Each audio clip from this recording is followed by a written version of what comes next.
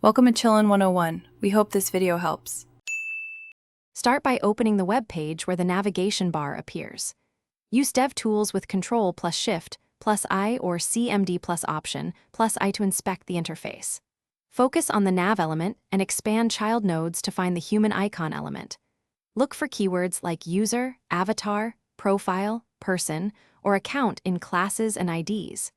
Note the exact ID or class name and how many occurrences exist on the page. This gives you the target selector for hiding or removing the icon safely. After identifying the selector, hide the icon with one CSS rule. Create a rule like user icon or hash profile avatar and set display to none. Place this rule in your main style sheet or a custom CSS file, such as custom CSS for persistence. Use DevTools to test the rule live before saving the file. Refresh the page to confirm the icon no longer appears across pages. Keep the rule scoped to avoid accidentally hiding other UI elements unintentionally. To permanently remove the icon, edit the template file that renders the nav. Open header, HTML nav, PHP, or the relevant component file, and delete the user avatar markup block.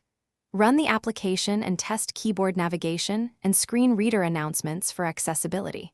Check mobile breakpoints and ensure layout spacing remains correct after removal. Deploy the change to a staging environment and verify across major browsers before publishing the update to production for all users. Thanks for watching. Consider subscribing if we helped you.